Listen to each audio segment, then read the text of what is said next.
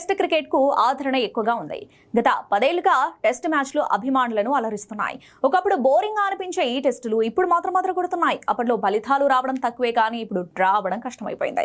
4వ రోజే దాదాపు ఫలితం వచ్చేస్తుంది. ఇలా ఫలితాలు మరియు వీటికి వస్తున్న ఆదరణను దృష్టిలో పెట్టుకుని ఐసీసీ 2019లో టెస్టులకు ఒక ఛాంపియన్షిప్ తీసుకొచ్చింది. ప్రతి 2 ఏళ్లకు ఈ ఫైనల్ జరుగుతుంది. ఇప్పటికే 3 WTC ఫైనల్స్ ఆడేశాయి జట్లు. 2021లో న్యూజిలాండ్, 2023లో ఆస్ట్రేలియా, తాజాగా జరిగినటువంటి ఫైనల్స్ లో సౌత్ ఆఫ్రికా ఛాంపియన్స్ జట్లుగా నిలబడ్డాయి. ఇప్పుడు తదుపరి ఫైనల్స్ యొక్క వేదికలను ఐసీసీ రిలీజ్ చేస్తుంది. అయితే వచ్చే 3 WTC ఫైనల్స్ ఇంగ్లాండ్ లో జరగనున్నట్లు తెలిపింది. ఇప్పటికే ఈ ఫైనల్స్ నిర్వహణకై ఇండియా కూడా పోటీ పడింది. కానీ ఐసీసీ చివరకు ఇంగ్లాండ్ కే ఓటేసింది. రాబోయే WTC ఫైనల్ 2027, 2029 అలాగే 2031 వరకు ఈ ఫైనల్స్ కు ఇంగ్లాండ్ ఆతిథ్యం ఇవ్వనుంది.